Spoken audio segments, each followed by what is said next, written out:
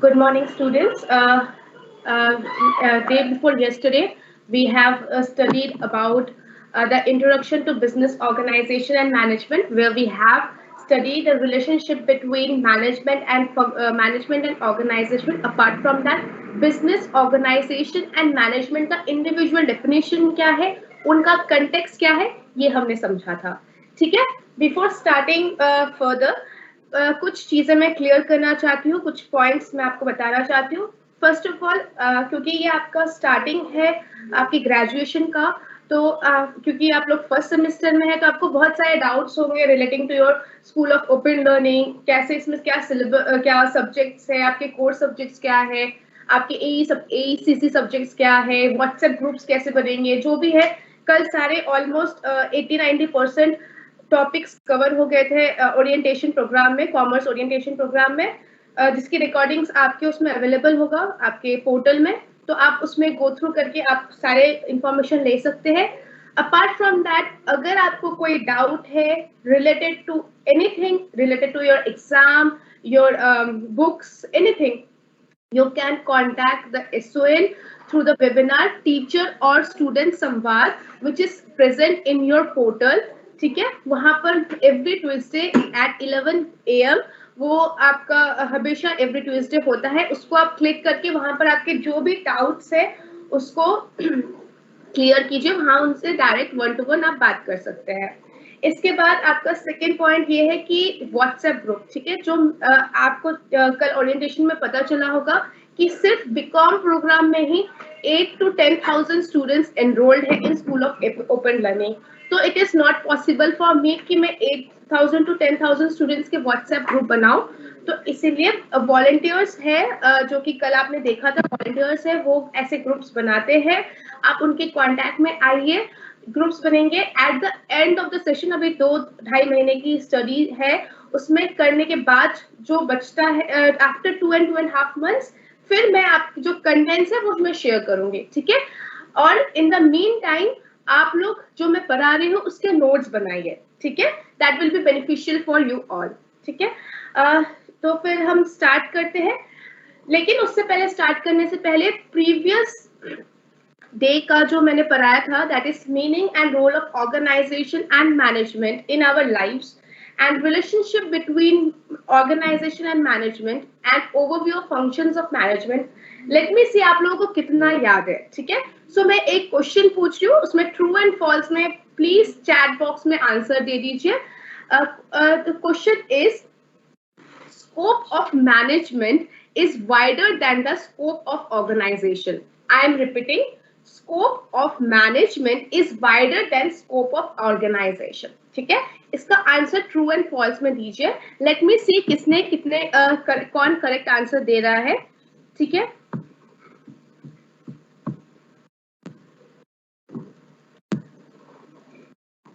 the question I am repeating, scope of management is wider than scope of organization. You have to write whether it is true or false. ठीक है, good morning everyone. Let me true. Shivani, your answer is correct. Kamal Bharadwaj, your answer is correct. Tanish, Nishan, Rishita, Aman, Mehak, Pratik, good. मतलब आप Khushi, no it is not false. Garima, it is not false, it is true. मैंने कल day before yesterday he मैंने बताया था कि management एक बड़ा सर्कल है, उसके अंदर ऑर्गेनाइजेशन है, ऐसे आपको समझना है. ठीक है, तो ऑर्गेनाइजेशन का स्कोप वो है, वो वाइडर है, और सॉरी, मैनेजमेंट का स्कोप वो वाइडर है और ऑर्गेनाइजेशन का स्कोप उससे नैरो है. ठीक है, जब डिफरेंस करवाया था उसमें भी मैंने बताया था. ठीक है, जिन्होंने भी ट्रू आंसर दिया है, वेरी गुड फॉर दैट. और जिन्होंने फॉल्स दिया है वो रिकॉर्डिंग्स फिर से देखकर फिर से समझिए. ठीक है, now let's move to our today's topic. Before that, one more thing, जो मैंने सजेस्टेड बुक्स बताए थे, जो कि बासु के थे, सी बासु के थे, वीके कॉल, PF डक्कर, आप इसके अलावा भी बुक्स ले सकते हैं, लेकिन मेक श्योर कि जो आपका सिलेबस है उसके अकॉर्डिंग ही आप पढ़ें, ठीक है। जैसे जो जो सिलेबस मैंने आपको बताया है वही सिलेबस उस पर्टिकुलर बुक से, जैसे मैं क्या पढ़ती हूँ, मैं टीएन छाबड़ा से पढ़ती हूँ, लेकिन टीएन छाबड़ा से आप वो कंटेक्स्ट लीजिए जो आपके सिलेबस में है, ठीक है। तो बहुत सारे ऐसे, कोई जल्दीबाजी में कोई बुक परचेस मत कीजिए, आप सारे बुक्स को रेफर कीजिए, उसमें से आपको जो बेटर लगता है उसमें से आप चूज कीजिए, ठीक है। Now let's come to today's topic, which is multiple perspectives on organization. ठीक है, ऑर्गेनाइजेशन क्या है, एक वाइड एक नैरोअर कंसेप्ट है, मैनेजमेंट एक वाइडर कंसेप्ट है, लेकिन ऑर्गेनाइजेशन को देखने का नजरिया हर डिफरेंट कॉन्स्टिट्यूएंट्स के अलग होते हैं। बेसिकली एक ऑर्गेनाइजेशन के 4 कॉन्स्टिट्यूएंट्स होते हैं, कौन कौन? Consumers, entrepreneurs, employees and community, ठीक है। कॉन्स्टिट्यूएंट्स मतलब उन एक ऑर्गेनाइजेशन है जो कि गुड्स प्रोड्यूस कर रहे हैं, सर्विसेज रेंडर कर रहे हैं, वो कस्टमर को उनके नीड्स, वांट्स एंड डिजायर्स के अकॉर्डिंग सामान को बेच रहे हैं for to get a return, to get a profit out of that, ठीक है, ताकि कस्टमर्स के needs, wants and desire satisfy हो। तो उस प्रोडक्ट से रिलेटेड या फिर उस ऑर्गेनाइजेशन के से रिलेटेड कौन कौन से स्टेक होल्डर्स है, स्टेक होल्डर्स मतलब किनको फर्क पड़ेगा उस ऑर्गेनाइजेशन में कुछ होगा तो, ठीक है। तो फर्क किन किन को पड़ेगा, उनकी कॉन्स्टिट्यूएंसीज कौन कौन है? एक है consumers, entrepreneurs, employees and the community. Community मतलब सोसाइटी एट लार्ज, ठीक है। These components provides multiple perspectives on the existing and functioning of organization in the environment, ठीक है। एक ऑर्गेनाइजेशन के environment, whether it is internal environment और external environment, उसमें जो भी प्रॉब्लम्स है या जो भी उनसे चाहते हैं वो उनके कौन कॉन्स्टिट्यूएंट्स होते हैं, ये these 4 are the basic constituents of a organisation, ठीक है। तो सबसे पहले हम कंज्यूमर के या कस्टमर के पर्सपेक्टिव से ऑर्गेनाइजेशन को देखेंगे कि एक कस्टमर एक ऑर्गेनाइजेशन को किस नजरिए से देखता है या वो क्या चाहता है एक ऑर्गेनाइजेशन से, ठीक है। Customer perspective measures the organization's performance through the eyes of its customers so that the organization retains a careful focus on customer needs and satisfaction. For example, अगर मेरी एक कंपनी है, ठीक है, एक ऑर्गेनाइजेशन है जहां मैं एक मार्कर बना रही हूँ, मार्कर्स बना रही हूँ, स्टेशनरी आइटम्स बना रही हूँ, ठीक है, और मैं बनाती जा रही हूँ, लेकिन मैं कस्टमर से कोई फीडबैक नहीं ले रही हूँ, मुझे पता नहीं चल रहा है कि कस्टमर्स को वो प्रोडक्ट पसंद है या नहीं। तो क्या होगा कि मैं बनाती रहूंगी और क्या पता उनको पसंद ना हो, तो मेरे जो प्रोडक्ट्स है वो सरप्लस हो जाएंगे, ठीक है। अगर सरप्लस हो गए और वो खरीदे नहीं तो that goes into the wastage, right.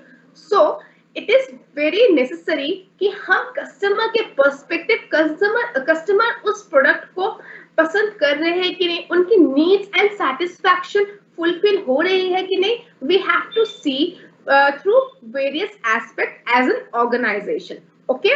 To achieve the best in business performance, organization must incorporate reasonable customer needs and wants consistent with the organization's missions and must take them into account as a part of their performance planning. जब एक organisation planning करते हैं, ठीक है, हमने day before yesterday क्या पढ़ा था कि एक कंपनी के, एक बिजनेस के क्या बेसिक फंक्शंस होते हैं। एक होती है planning, organising, staffing, directing and controlling, ठीक है। जब वो प्लानिंग कर रहे हैं तो वो देखते हैं कि पिछले बार जो गलती की थी या पिछले बार जो उनको फीडबैक मिला था उनको इस बार वो इनकॉर्पोरेट करना चाहते हैं, ठीक है। तो कस्टमर्स के नीड्स एंड वांट्स, उनके जो वो चाहते हैं, फॉर एग्जांपल आप एज अ कस्टमर क्या चाहते होंगे, जो आपका पेन है वो थोड़ा ज्यादा दिन चले, ठीक है, ऐसा नहीं कि आप 2 दिन में ही वो खराब हो जा रहा है, या फिर आपका पेन ऐसा हो जो कि गिरने से टूटे ना, उसकी निप ना टूटे, ठीक है। तो ये डिफरेंट एस्पेक्ट्स होते हैं, डिफरेंट कस्टमर्स के नीड्स होते हैं, वांट्स है, उनको जब तक हम as a organisation, as a business हम उनको अक्यूमुलेट नहीं करेंगे हमारे मिशन में, हमारे विजन में, तो हमारा परफॉर्मेंस कैसे बेटर होगा, right. So in order to make the performance of an organization better, it is very necessary to take into consideration the perspectives of the customers, ठीक है। सो कस्टमर्स के पॉजिटिव पर्सपेक्टिव्स क्या है regarding organisation? Terminal use of resources. Consumers find organization as a transformation mechanisms of unutilized resources, curbing the wastage of precious resources with their management. ठीक है, हमें पता है हमारे एनवायरमेंट में, हमारे सोसाइटी में, हमारे वर्ल्ड में बहुत सारे डिफरेंट रिसोर्सेज हैं, ठीक है, whether that is water, land और natural resources like gold, mines, iron core, ठीक है, कोल, ये सब अवेलेबल है, ठीक है। जब तक कोई ऑर्गेनाइजेशन इनिशिएटिव नहीं लेगा कि हम इस कोल को फिनिश प्रोडक्ट्स बनाकर हम इस रॉ मटेरियल को लेकर कुछ फिनिश प्रोडक्ट्स नहीं बना रहे हैं, या फिर जो गोल्ड माइंस है उससे हम ज्वेलरी नहीं बना रहे, जब तक कोई ऑर्गेनाइजेशन इनिशिएटिव नहीं लेगा तब तक ये रिसोर्सेज कैसे फुली यूटिलाइज्ड होंगे, राइट। सो कस्टमर सोचता है कि organisation helps to use the available resources in a best way, ठीक है, ताकि जो वेस्टेज है, जो प्रीशियस रिसोर्सेज का वेस्टेज है, वो ना हो through the management of an organisation, okay. Next point is initiators. Organizations are perceived to be risk takers who initiate the transformation process from raw materials to the finished goods while supervising, managing and financing it. Initiators क्यों कहा गया है? Customers के point of view से organisation को initiators क्यों कहा गया है? क्योंकि वो ऑर्गेनाइजेशन ही होते हैं, वो एक बिजनेस ही होते हैं जो कि रिस्क टेक करते हैं, जो रिस्क लेने के लिए आगे आते हैं कि हाँ कोई लॉस हो या ना हो, हम अपना इन्वेस्टमेंट डाल रहे हैं ताकि ये जो रॉ मटेरियल्स है उसको हम फिनिश गुड्स में ट्रांसफॉर्म कर सके through our supervising, managing and financing skills, ठीक है, ताकि जो कस्टमर्स है उनके नीड्स एंड वांट्स फुलफिल हो, ठीक है। Next is cater to the needs. Next, positive perspectives of customers towards the organization is caters to the needs. जो ऑर्गेनाइजेशन है वही जो कस्टमर्स है उनके नीड्स, डिमांड्स एंड प्रेफरेंसेस का ख्याल रखते हैं, उनको स्टडी करके ही उनके नीड्स को सेटिस्फाई करते हैं। फॉर एग्जांपल विंटर्स है, ठीक है, विंटर्स में आपको ठंड लग रही है, सबको ठंड लग रही है, तो अगर फॉर एग्जांपल क्विल्ट्स नहीं होते, ये रजाई नहीं होती, जो कॉटन अवेलेबल है उसको एक कपड़े में भर के एक क्विल्ट नहीं बनता, एक रजाई नहीं बनती, तो आपका जो ठंड से बचने का नीड है, जो ठंड से बचने का आपका जो डिमांड है, वो कैसे फुलफिल होता, ठीक है। तो कोई ऑर्गेनाइजेशन सामने आया जो कि available resources that is cotton को यूज किया, उन्होंने इनिशिएट लिया कि मैं एक क्विल्ट बनाता हूँ फॉर द कस्टमर्स, ठीक है, रॉ मटेरियल्स को फिनिश प्रोडक्ट्स में कन्वर्ट करता हूँ और जो कस्टमर्स के नीड्स है उनको फुलफिल करता हूँ, ठीक है। So these are the positive perspectives of a customers, ठीक है। Apart from that the fourth perspective is feedback. Competitiveness is achieved by consumers' feedback. Consumers provide organizations with valuable feedback which transforms into more innovation. अभी तक हमने क्या देखा, customer का क्या perspective है ऑर्गेनाइजेशन के प्रति, मतलब ऑर्गेनाइजेशन क्यों इंपॉर्टेंट है कस्टमर के लिए। अब हम ये देख रहे हैं कि ऑर्गेनाइजेशन के लिए कस्टमर्स क्यों इंपॉर्टेंट है।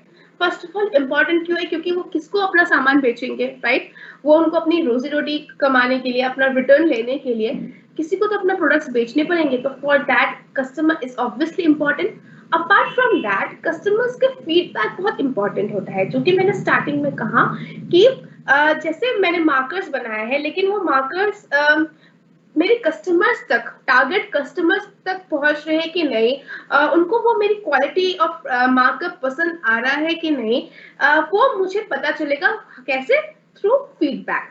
फीडबैक कैसे हो सकता है? जैसे मैंने कोई क्वेश्चनायर भरवाया कि आपको इस पर्टिकुलर प्रोडक्ट में क्या क्या पसंद आ रहा है, क्या क्या नहीं पसंद आ रहा है, या फिर थ्रू कस्टमर केयर, ठीक है, क्या कैसे कैसे हम फीडबैक ले सकते हैं, और फीडबैक से कस्टमर्स का satisfaction, dissatisfaction regarding the quality of service delivered and customers का नीड्स फुलफिल हुआ है कि नहीं, ये भी पता चलता है। Apart from that what feedback from customers indicate the organization demonstrated active listening to understand their needs. जो organization है वो थ्रू फीडबैक समझते हैं कि जो मेरे पोटेंशियल कस्टमर्स है, ठीक है, पोटेंशियल कस्टमर्स इनको मैं अपना सामान बेच रहा हूँ, मेरे जो टारगेटेड ऑडियंस है, टारगेटेड कस्टमर्स है, उनके नीड्स को मैं फुलफिल कर पा रहा हूँ, ठीक है। तो ये हमें कैसे पता चलता है? Through feedback. Apart from that, feedback helps to provide services solutions that address their needs, ठीक है। अगर मुझे पता चलेगा कि इस मार्कर में मार्कर में क्या कमी है, कि जैसे ही इसका मैं कैप खोलती हूँ विद इन 1 मिनट और 2 मिनट्स ये सूख जाता है, इसकी इंक सूख जाती है, ठीक है। तो मुझे पता चल रहा है कि मुझे अपनी क्वालिटी को और इंक्रीज करना पड़ेगा। जब मुझे फीडबैक मिलेगा फ्रॉम द कस्टमर्स, तभी मैं इसका एक प्रॉपर सोल्यूशन निकाल पाऊंगा, राइट। तो इसीलिए feedback is important. Apart from that, feedback provided assistance when needed, and assistance provided was useful for the organization, which made them more productive. Okay. Also, अगर feedback मिलता है तो आप पूरे जो प्रोसेस है उसको आप एक प्रोफेशनल वे में हैंडल कर पाएंगे, ठीक है। Comes to the negative perspectives of customers.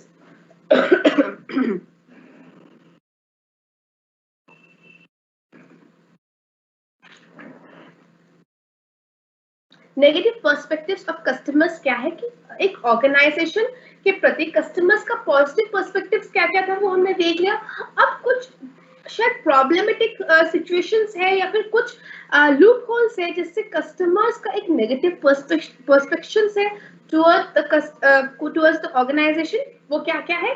First of all, changing taste and preferences, क्योंकि बार बार कस्टमर्स के टेस्ट एंड प्रेफरेंसेस चेंज होते रहते हैं, ठीक है, क्योंकि different different kind of trends आते रहते हैं। जैसे हम देखते हैं फैशन इंडस्ट्रीज में, फूड इंडस्ट्रीज में, इनमें क्या है, due to other factors, environmental factors, फिर वेस्टर्न कल्चर को अडॉप्शन, ये सब की वजह से फैशन में, आपके फूड में, इन सब पर्टिकुलर सेक्शन में बार बार चेंजेस आते रहते हैं। इनफैक्ट टेक्नोलॉजी में भी आज से 20 इयर्स पहले, लेट्स से 10 इयर्स पहले, जब एक आप मोबाइल फोन आपके पेरेंट्स लेते थे तो उनको वो रेगुलरली चेंज नहीं करते थे, विद इन 2 इयर्स 3 इयर्स में नहीं, वो रखते थे, राइट, 6 इयर्स 7 इयर्स। बट अब क्या हो गया है, due to change in the taste and preferences, Apple का फोन हर 1 साल बाद न्यू आता रहता है वर्जन, और लोग 1 साल बाद चेंज करते रहते हैं,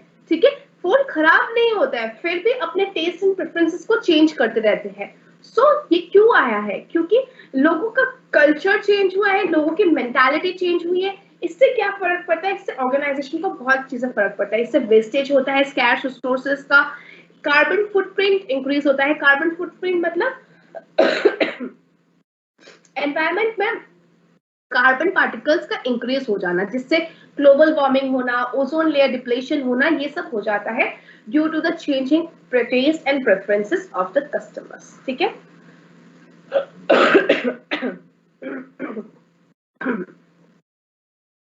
Apart from that, next negative perspectives of customers is unethical, low quality products and services.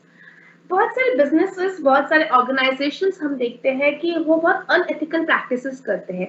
जैसे कि एडवर्टाइजमेंट में वो कुछ और दिखाते हैं लेकिन एक्चुअल प्रोडक्ट में कुछ और होता है, ठीक है। वो सोसाइटियल जो प्रेफरेंसेस और नीड्स है या फिर एनवायरमेंटल प्रेफरेंसेस और नीड्स है उसके अकॉर्डिंग नहीं अपने प्रोडक्ट को डिलीवर करते हैं to the customers. This may leads to the wastage of valuable and scarce resources too, ठीक है।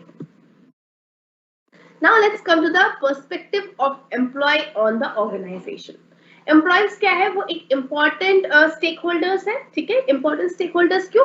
क्योंकि मैंने starting में ही बताया था first class में है कि एक human resource ही organization को चलाते हैं, क्योंकि human resource is the valuable asset of an organization. वो ही एक organization को run करते हैं, ठीक है। तो employees एक integral part है organization का, which makes it functional, ठीक है। Organization without employees is like a tree without roots.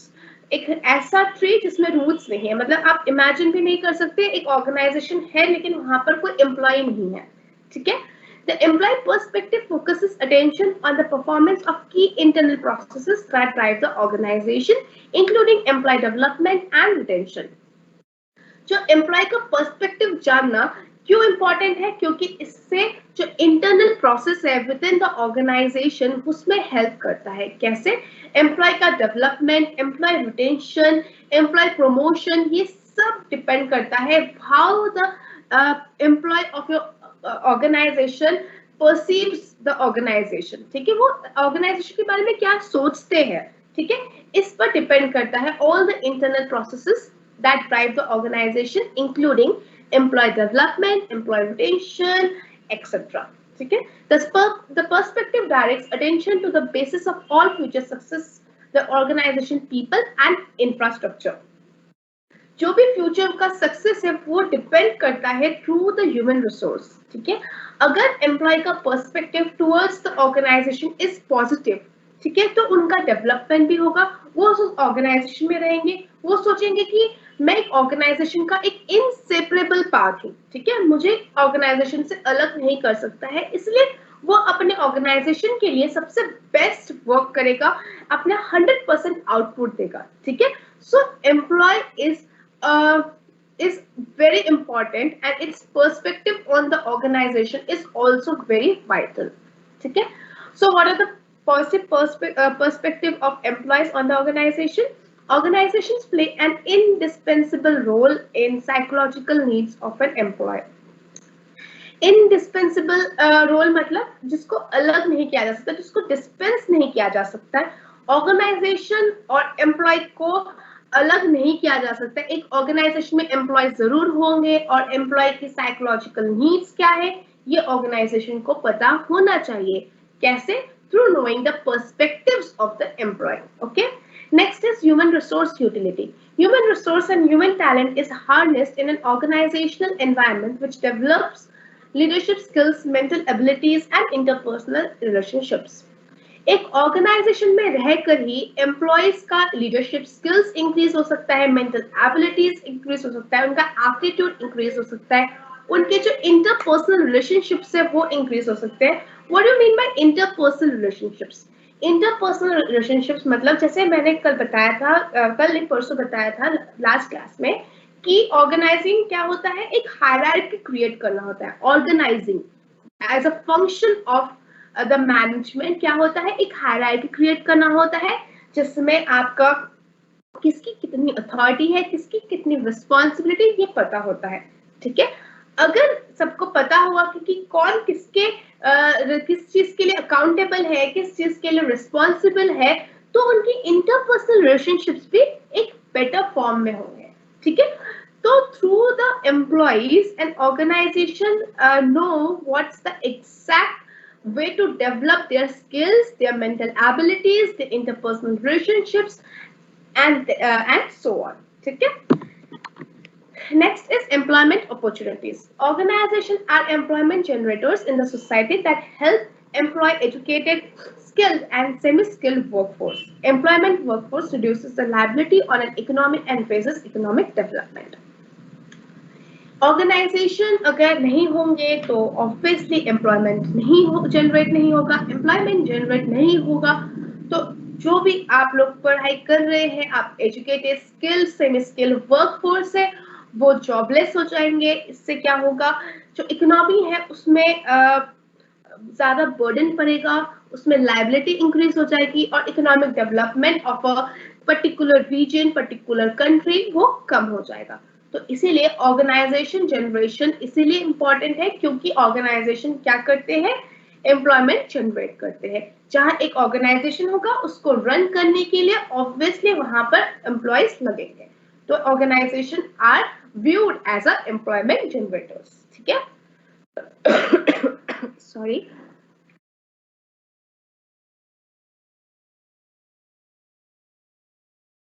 Next is skill development.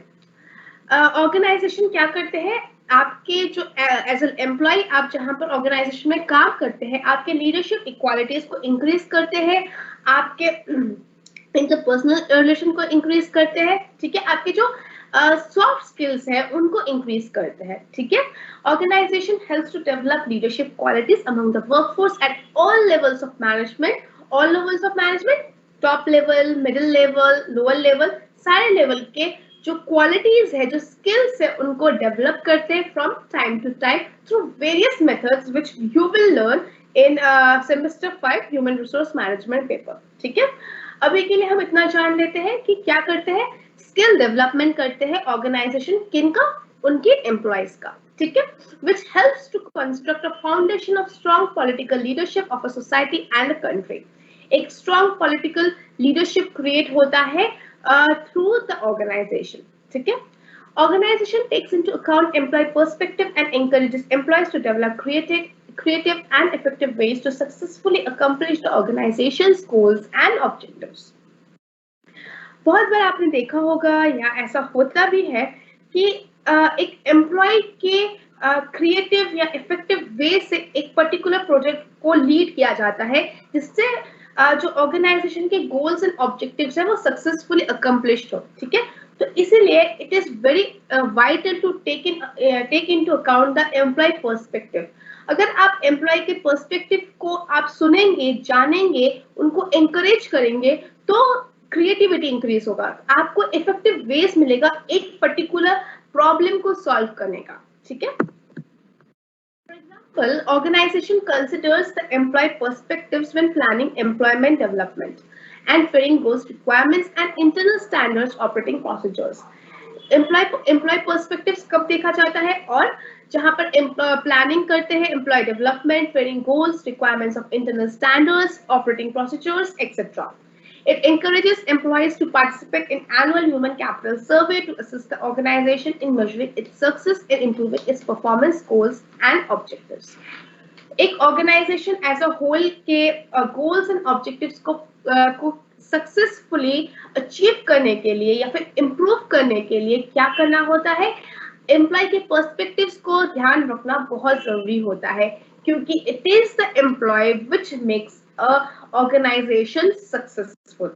ठीक है, तो हम उनके पर्सपेक्टिव्स को कहाँ इंक्लूड कर सकते हैं, through when we are planning employment development, when we are planning for their training goals and requirements, when we are planning for internal standard operating procedures etcetera etcetera. ठीक है, let's come to the negative perspectives of employees towards the organization। Workman exploitation, obviously workman exploitation होता है, मतलब employ workman या employees को extreme overburden या ऐसे targets दे देते हैं जो कि करना वे टू इम्पॉसिबल होता है।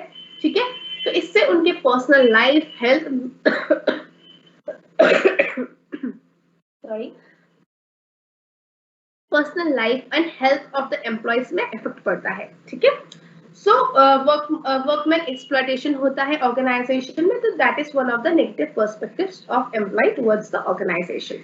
Next is monotony and lack of innovation. एक ऑर्गेनाइजेशन में हमेशा most of the time 90% work जो होते हैं वो मोनोटोनियस होते हैं, मतलब सेम टाइप के, मतलब एक वर्कर को एक मार्कर बनाना है एवरीडे। ठीक है, मतलब एक उसमें वर्कर है जिसको कैप बनाना पड़ रहा है, एक वर्कर है जिसको उसके ऊपर प्लास्टिक बनाना पड़ रहा है, एक वर्कर है जिसको उसका रिफिल बनाना पड़ रहा है, तो that is monotonous, works are not being switched. ठीक है, काम जो है वो मोनोटोनियस है, और साथ में क्या है, इनोवेशन की कमी है, क्योंकि उनको बोल दिया है कि आपका निर्धारित कार्य ये है, आपको यही कार्य करना है, आपका यही जॉब है, असाइन टास्क है, आपको इतने टाइम पर इतना काम करना है।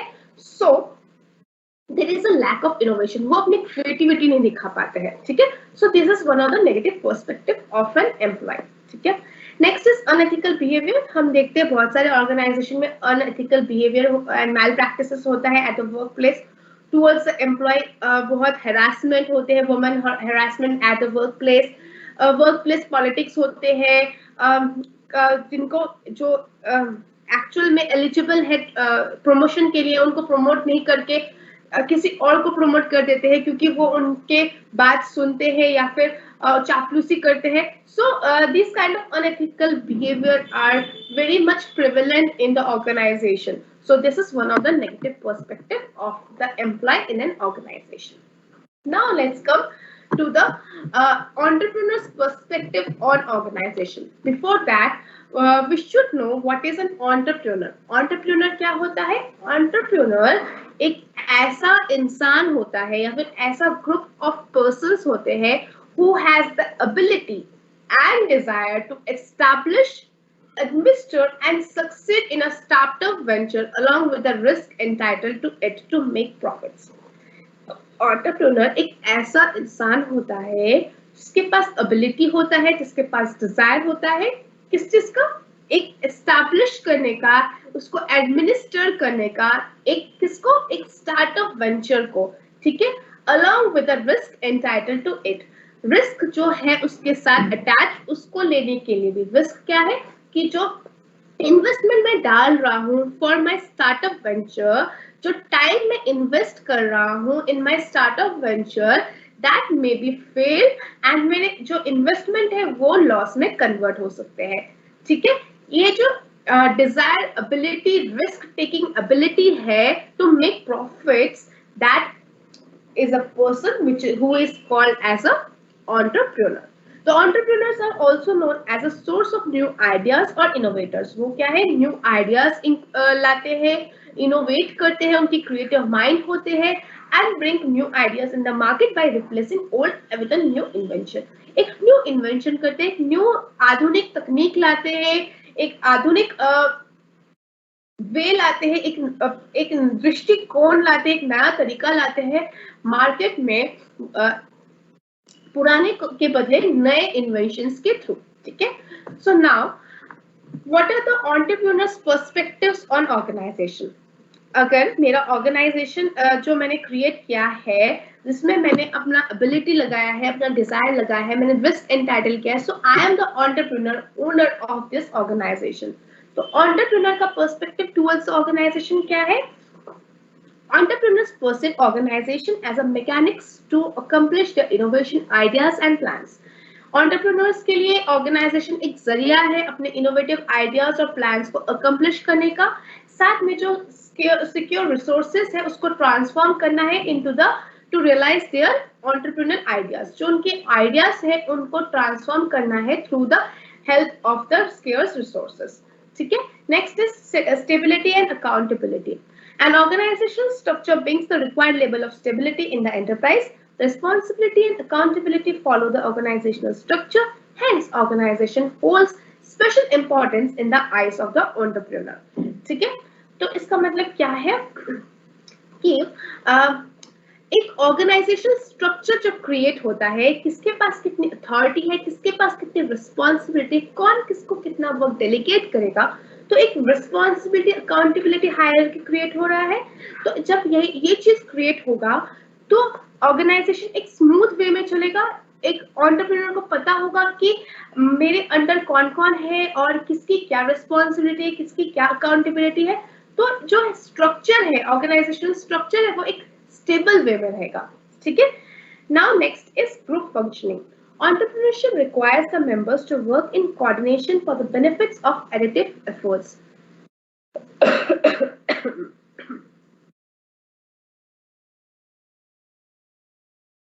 जब ऑर्गेनाइजेशन क्रिएट होता है तो एक उसमें ह्यूमन रिसोर्स होते हैं. ह्यूमन रिसोर्स होंगे तो वहां पर टीम वर्क होगा. टीम वर्क होगा तो क्या होगा? Mechanism, right mechanism and control होगा, जो कि कौन प्रोवाइड कर रहा है? एक ऑर्गेनाइजेशन प्रोवाइड कर रहा है. So entrepreneurship requires members to group in coordination for the benefits of additive efforts. Organization provides just the right mechanism and control to carry out team work. एक प्रॉपर ऑर्गेनाइजेशन होगा तो उसमें team work होगा. Team work होगा तो जो काम है वो अच्छी तरह सक्सेसफुली इंप्लीमेंट होगा for the accomplishment of the goals of the organisation. ठीक है, integration of skills, organization provided the structure to place people of authority and their subordinates at the right time and at the right place. Organization क्या करता है? एक structure create करता है, एक authority relationship, authority उसके अंदर कौन कौन से सबऑर्डिनेट्स है, कौन किसका सुपीरियर है, ये सब डिसाइड करता है और पता करता है कि कौन सा इंसान किस जगह पर किस टाइम पर होना चाहिए. ठीक है, so it is the integration of the correct skills at the right time and at the right place. Next is credibility. An organizational structure brings credibility to an entrepreneurial effort. जहां पर एक organizational structure है वह एक credibility लेकर आ रहा है. Credibility मतलब trustworthy. ठीक है. Entrepreneurs जो अपने जो plan उनकी जो entrepreneurial plan है उसको हमने जो convert किया है through organizational structure उसमें उनको एक credibility मिलता है कि हाँ मेरा काम एक सही direction में जा रहा है. ठीक है. The investors, stakeholders, and the components of society establish confidence in entrepreneurial performance when it has organized functioning. जहां पर एक organized functioning होगा, जहां पर एक organization create होगा, जहां पर वो law के according चल रहे होंगे, वहां पर जो उसके stakeholders है, जो components of the society है, जो customers है, employees है, उनको confidence होगा in the entrepreneurial performance. ठीक है? Next is specialization. Entrepreneurs acknowledge the importance of specialization in increasing operational skills, which helps increase efficiency and brings down the cost. एक organisation structure जहां पर create होगा वहां पर स्पेशलाइजेशन ऑफ स्किल्स होगा जिससे कि ऑपरेशनल स्किल्स इंक्रीज होंगे. ऑपरेशनल स्किल्स इंक्रीज होगा मतलब एफिशिएंसी इंक्रीज होगा. एफिशिएंसी इंक्रीज होगा मतलब जो कॉस्ट है, cost of making a single product goes down. ठीक है, डिक्रीज होगा. इससे क्या होगा, आपका प्रॉफिट मार्जिन इंक्रीज होगा. So these are the benefits or these are the positive perspectives of an entrepreneur towards the organization. Now let's come to the negative perspective on organization of the entrepreneurs. First of all, inflexibility. Entrepreneurs जो होते हैं उनको जो traditional organisation का जो rigid structures होते हैं उनसे उनको तकलीफ होती है. उनको क्या है कि फ्री माइंडेड होने चाहिए, हमेशा लॉ के अकॉर्डिंग नहीं चलना चाहिए. फॉर एग्जांपल जो मैंने पर्सनली जो एंटरप्रेन्योर्स देखे हैं या जिनसे मैंने इंटरेक्ट किया है, मैंने देखा है उनको जैसे एक ट्रेडिशनल ऑर्गेनाइजेशन में क्या होता है, उनके एम्प्लॉयज एक फॉर्मल ड्रेस में आए सॉरी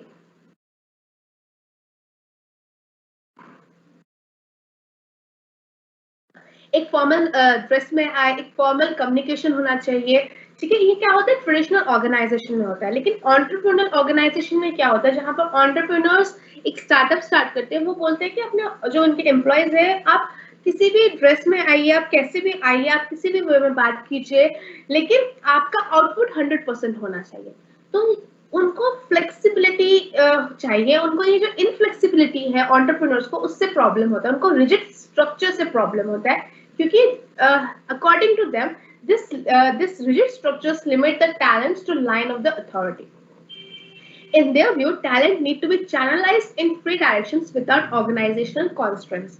According to entrepreneurs, उनको लगता है कि जो talents है वो free direction में होना चाहिए without organizational constraints. Organizational constraints क्या है, जो कि मैंने बताया था कि एक हायरार्की होती है. ठीक है, बी ए को रिपोर्ट करेगा, सी बी को रिपोर्ट करेगा, डी सी को रिपोर्ट करेगा. ठीक है, तो एक हायरार्की है. लेकिन एंटरप्रेन्योर्स क्या चाहते हैं कि ऐसा कोई हायरार्की ना हो, तो सी ए को भी रिपोर्ट कर सकता है, डी सी को भी कर सकता है, सी डी को भी कर सकता है. There should be a free flow of authority और फ्री फ्लो ऑफ कम्युनिकेशन. ठीक है, सो एक negative perspectives of entrepreneurs to organization क्या है, इनफ्लेक्सिबिलिटी. उनको ऑर्गेनाइजेशन में इनफ्लेक्सिबिलिटी लगता है. Next is monotonous. जो काम है वो बार बार सेम ही होता रहता है, कोई न्यू आइडियाज नहीं आती, कोई न्यू क्रिएटिविटी नहीं आती है. So entrepreneurs think that the work is very monotonous in an organization. Entrepreneurs look forward to breakthrough ideas to execute their innovative thinking. This needs courageous and empowered workforce that is not bound down by the job post or status. क्योंकि traditional organisation इतने prevalent है हमारे society में, तो entrepreneurs ऐसे workforce चाहते हैं, ऐसे एम्प्लॉयज चाहते हैं जो कि वो अपने जॉब पोस्ट या स्टेटस को बचाने के लिए मोनोटोनियस वर्क ना करे, बार बार सेम वर्क ना करे. वो कोई क्रिएटिव आइडियाज लाए, कोई इनोवेटिव थिंकिंग लाए, ताकि उनका ऑर्गेनाइजेशन बेटर वे में हो, उनके गोल्स अकम्प्लिशमेंट हो. ठीक है, next is delayed output. Organizations are hubs for existence of red tapeism, defined rules and procedures, set lines of communication and authority, and unnecessary paperwork are some features of a typical organization. Typical organization में क्या होता है, red tapeism होता है. Red tapeism मतलब क्या होता है, red tapeism is a practice of requiring excessive paperwork and tedious procedures to complete a task. Red tapism क्या है कि जैसे एक कंपनी फॉर्म करने के लिए बहुत सारे प्रोसीजर्स करने पड़ते हैं, certificate of incorporation, certificate of commencement, बहुत सारे प्रोसीजर्स होते हैं, उसको कहते हैं रेड टेपिज्म की बहुत सारे पेपर वर्क से गुजरना पड़ता है in order to complete a particular work, ठीक है। और डिफाइंड रूल्स एंड प्रोसीजर्स होते हैं, set of lines of communication, authority, unnecessary paper work, ये सब होता है टिपिकल ऑर्गेनाइजेशन में। लेकिन एक एंटरप्रेन्योर क्या चाहता है? फ्रीडम चाहता है, फ्लेक्सिबिलिटी चाहता है। Flexibility of what? Thought, quick decision making, ये जो है ये चाहता है, लेकिन वो एक ऑर्गेनाइजेशन में नहीं हो पाता है। Hence, this is one of the negative perspective of entrepreneur on organization. Now let's come to the fourth perspective of organization, that is societal perspective on organization. Community bring the environment where the organization functions and draws its supplies from and provides the terminal products to in an indispensable part of the organization. जो society है वो भी एक indispensable part of organisation है, क्योंकि आप environment से लेकर आप एनवायरनमेंट को ही दे रहे हैं, ठीक है। तो कम्युनिटी क्या है? एक एनवायरनमेंट का पार्ट है। सोसाइटी क्या है? एक एनवायरनमेंट का पार्ट है, जहां पर ऑर्गेनाइजेशन फंक्शन कर रहा है, जहां से वो रिसोर्सेस ले रहा है, जहां पर वो अपना एंड प्रोडक्ट दे भी रहा है, ठीक है। So what are the positive perspective of society on organization? First of all economic development या इकोनॉमिक एडवांसमेंट। इकोनॉमिक एडवांसमेंट हो रहा है क्योंकि ऑर्गेनाइजेशन रिस्क ले रहे हैं, वो पीपल को एंगेज कर रहे हैं, रिसोर्सेस ले रहे हैं और पॉसिबल वे में इनकम जनरेट कर रहे हैं। और इससे क्या होगा? अगर इनकम जनरेट होगा तो इकोनॉमिकल डेवलपमेंट होगा, ठीक है। अनएम्प्लॉयमेंट रेट कम होगा, ठीक है। Next is utilization of resources. With organization, the resources in our society would remain idle and abundant. Without organization, अगर organization नहीं होते तो हमारे society में सारे जो resources है वो idle होते and abundant होते। idle मतलब ऐसे ही खाली रहते और abundant मतलब excessive होते, ठीक है। तो इस resources को correct way में, correct direction में कौन पहुंचा रहे हैं? एक organization पहुंचा रहे हैं। For example, एक आयरन कोल माइंस में कोल है, उसको क्या ही यूज कर सकते थे, लेकिन ऑर्गेनाइजेशन उस कोल माइन को से इलेक्ट्रिसिटी भी जनरेट कर रहे हैं, उस कोल माइन से बहुत चीजें, बहुत फिनिश प्रोडक्ट्स कर रहे हैं। फॉर एग्जांपल पेट्रोलियम से नेचुरल गैसेस भी क्रिएट हो रहे हैं, पेट्रोलियम से जेली भी बन रहे हैं, पेट्रोलियम से पेट्रोल भी निकल रहा है। सो एक पर्टिकुलर रिसोर्सेज के डिफरेंट सब प्रोडक्ट्स निकाल के उसको यूटिलाइज किया जा रहा है।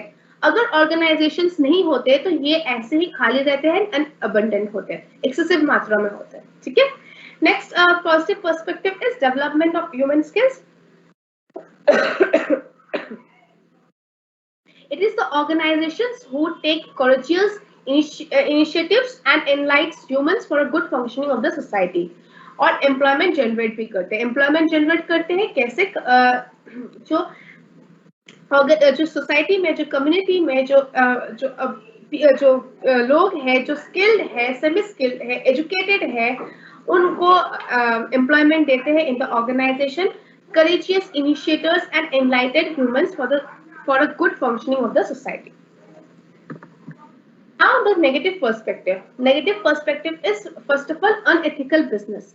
Organization may become hubs for self-financing, self-servicing.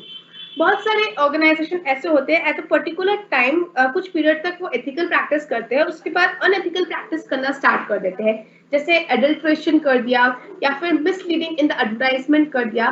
तो इससे क्या है? एक सोसाइटी पे गलत इम्पैक्ट पड़ रहा है, या फिर जैसे एनवायरनमेंट में बहुत सारे प्रॉब्लम्स क्रिएट कर देते हैं, जैसे कि यमुना में केमिकल्स डिस्चार्ज कर देते हैं, जो इनके एंड प्रोडक्ट्स के बाद जो केमिकल्स बचते हैं वो यमुना में या रिवर बॉडीज में डिस्चार्ज करते हैं। उससे क्या हो रहा है? एनवायरनमेंट बहुत इफेक्ट पड़ रहा है, उस पानी को जो कंज्यूम कर रहे हैं उसको बहुत इम्पैक्ट पड़ रहा है, लॉन्ग टर्म इम्पैक्ट उनकी बॉडी पर पड़ रहा है। तो ये सब जो unethical business practices that is harmful for the community, for the society, ठीक है। Next point is insensitive, inconsiderate business conduct. Sometimes organization may become harmful and hurtful to the society with they do not conform to the functions, to the societal cultures and ideas. कभी कभार कुछ insensitive inconsiderate business conduct कर देते हैं, जैसे कि कुछ ऐसे मिसलीडिंग एडवर्टाइजमेंट्स ला देते हैं या फिर जो सोसाइटी के कल्चर्स है उसके अकॉर्डिंग नहीं चलते हैं। रिसेंटली सब्यसाची का एक एडवर्टाइजमेंट बहुत वायरल हुआ था, जिसमें बहुत प्रोटेस्ट हुआ था कि जो सोसाइटल कल्चर है, जो मंगलसूत्र को लेकर एक इंडियन का एक इंडियन पीपल इंडियंस का एक जो मेंटालिटी है उसको डिस्ट्रैक्ट करने की कोशिश किया गया है, उसके उनके सेंटिमेंट्स को हर्ट करने की कोशिश किया गया है। तो बिजनेस कभी कभार ऐसे इनसेंसिटिव इनकंसिडरेट बिजनेस कंडक्ट कर देते हैं। So this is the negative perspective of the community or the society towards the organisation. ठीक है, now let's take the doubts if any of you have.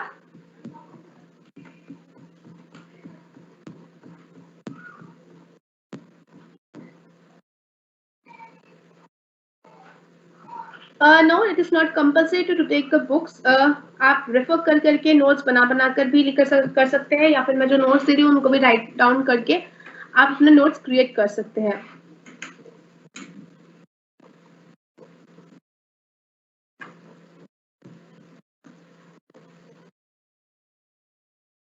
Study material आपके SOL के portal के website में है, और जो भी आपके ये सारे जो स्टडी मटेरियल रिलेटेड या फिर other than the subject content जो भी डाउट्स है वो आप ट्यूसडे को टीचर और स्टूडेंट संवाद जो है उसमें आप पूछ लीजिए। ठीक है, वहां पर बहुत सारे फैकल्टी मेंबर्स होते हैं, वहां उनसे आराम से पूछिए, वो आपके 1-to-1 आंसर्स देते हैं। ठीक है,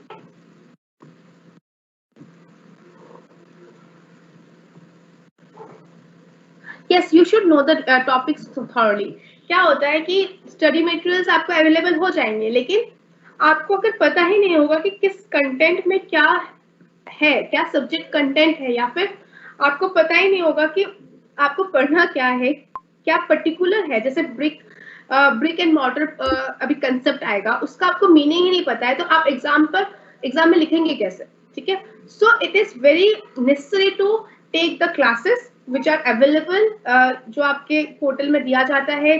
मेरा जो क्लास है वो Friday and Sunday 11 to 12 PM 11 AM to 12 noon होता है। So everyone should attend the classes, क्योंकि इससे आपके जो कंसेप्ट है वो क्लियर होते रहेंगे। ठीक है,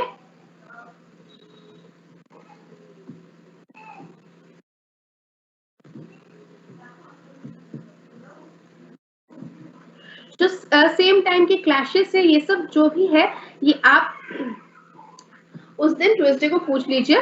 ठीक है,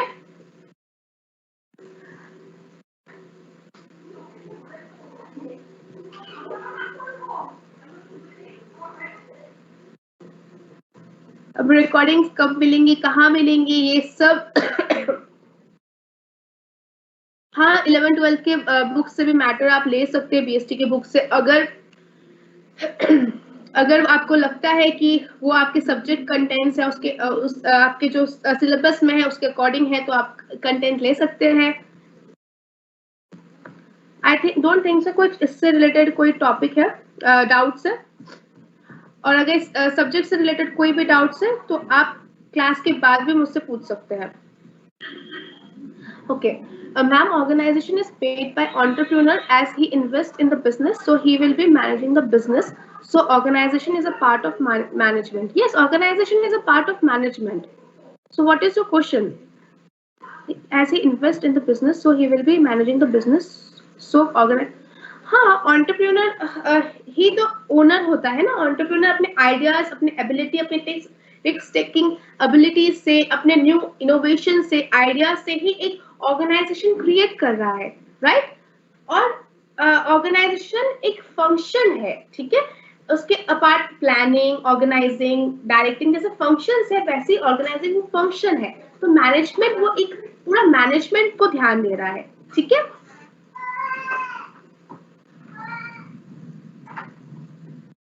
अगर प्रीवियस क्लास अवेलेबल है नहीं है वो सब आप ट्यूसडे को पूछ लीजिएगा। और कोई डाउट है इससे रिलेटेड? कर्बिंग द वेस्टेज का क्या मीनिंग है शिवानी? कर्बिंग मतलब रिड्यूस करना, ठीक है, या फिर जो वेस्टेज है उसको किस तरह से मिनिमाइज किया जा सकता है, that is the meaning of curbing the wastage. Okay, अगर कोई भी डाउट हो आप क्लास के बाद भी टीम्स ऐप में पूछ सकते हैं।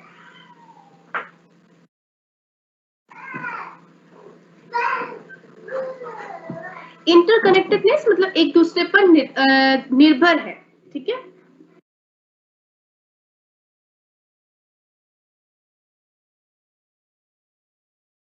यस, एक ऑर्गेनाइजेशन में मल्टीपल एंटरप्रेन्योर्स हो सकते हैं। मैंने कहा ना, एंटरप्रेन्योर्स कैसे हो सकते हैं? Group of people, group of persons एक साथ आते हैं। एंटरप्रेन्योर्स के वेरियस टाइप्स होते हैं, ये भी आप पढ़ेंगे। एक एंटरप्रेन्योरशिप करके एक सब्जेक्ट आता है, उसमें भी आप पढ़ेंगे। बीकॉम में ही आपको 6 सेमेस्टर में आपके एडिशनल पेपर में है एंटरप्रेन्योरशिप, उसमें आप पढ़ेंगे। तो फिलहाल के लिए एंटरप्रेन्योर क्या होता है वो मैंने बेसिक थिंग बताया है, उसके टाइप्स, उसके फंक्शंस जो भी है वो बाद में आप पढ़ लेंगे, ठीक है।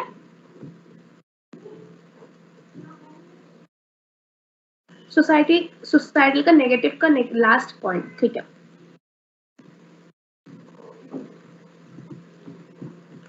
ओके,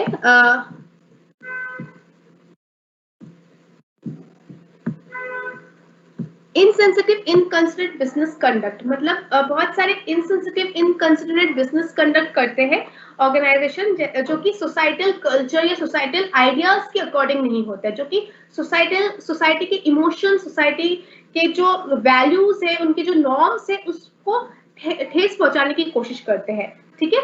सो ये one of the negative perspective है of the society towards the organisation, ठीक है। So now let's do the next topic, which is the perspective of a researcher and student underlying discipline.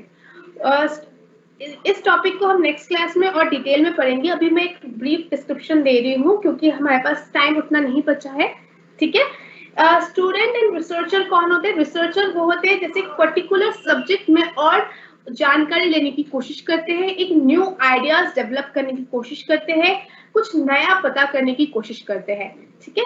तो ऑर्गेनाइजेशन जो है वो एक खुद में एक बहुत बड़ा कंसेप्ट है, ठीक है। जो ऑर्गेनाइजेशन है, एक बिजनेस है, उससे रिलेटेड बहुत सारे डिसिप्लिन्स है। डिसिप्लिन्स मतलब सब्जेक्ट्स, बहुत सारे सब्जेक्ट्स में psychology, economics, anthropology, sociology, political science, psychology, ये सब डिपेंडेंट है, ठीक है। सो when studying organization from students or researchers perspective, several features of organization and organizational behavior reveal। जब हम एक ऑर्गेनाइजेशन के बारे में पढ़ते हैं, ऑर्गेनाइजेशनल बिहेवियर, ऑर्गेनाइजेशनल कल्चर, तो बहुत सारे डिफरेंट डिसिप्लिन्स पे इससे निकलते हैं, ठीक है।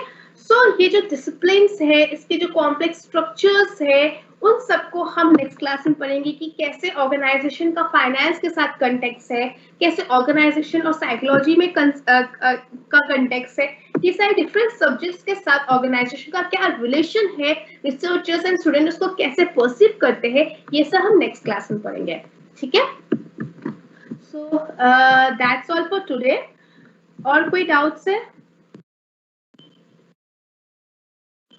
टेलीग्राम पर ऑप्शन है, बहुत लोगों ने कल पूछा भी है मुझसे, तो आप वहां से पूछ सकते हैं, ठीक है। फीडबैक मतलब कुछ भी आपने जानकारी पता करने की, आपने जो कार्य किया है, जो काम किया है, वो आपने सही किया है कि नहीं, वो आप फीडबैक लेना। जैसे एक स्टूडेंट एक आर्टिकल लिखता है, वो अपने टीचर को दिखाता, दैट इज ऑल्सो फीडबैक, ठीक है। फीडबैक के वेरियस मेथड्स होते हैं, वेज होते हैं, लेकिन हम यहाँ पर किस वे में पढ़ रहे हैं? एक कस्टमर्स, एक ऑर्गेनाइजेशन कस्टमर्स के नीड्स एंड नीड्स को फुलफिल कर पा रहे हैं कि नहीं, उसके लिए हम उनसे फीडबैक लेते हैं, ठीक है।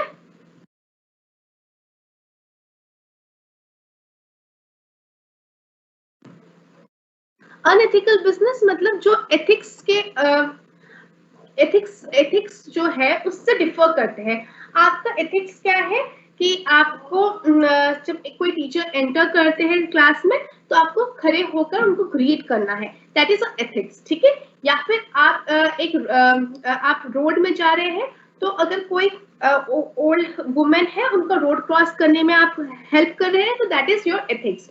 तो जो बिजनेस के भी बहुत सारे एथिक्स होते हैं कि एडल्ट्रेशन ना करना, या फिर जो प्रोडक्ट्स है वो सही वे में पहुंचाना, कंज्यूमर को सही वेट देना, और उनका जो कंपोजिशन है वो सही होना चाहिए, एक्सपायरी डेट होना चाहिए। जो बहुत different different varieties of ethics होते हैं एक बिजनेस ऑर्गेनाइजेशन के। तो ऑर्गेनाइजेशन को वो अनएथिकल प्रैक्टिसेस नहीं करना चाहिए। तो इसका मतलब होता है अनएथिकल बिजनेस प्रैक्टिसेस। ओके,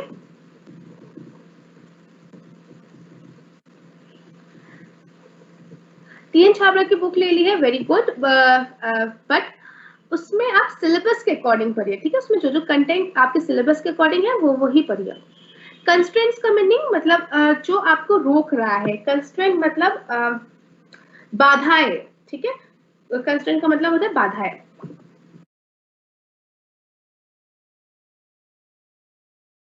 जो भी व्हाट्सएप ग्रुप, मेरी तरफ से कोई नहीं है। व्हाट्सएप ग्रुप कैसे क्रिएट होता है, कौन कौन है, क्या है, वो सब आप ट्यूजडे को टीचर और स्टूडेंट संवाद में पूछ लीजिए।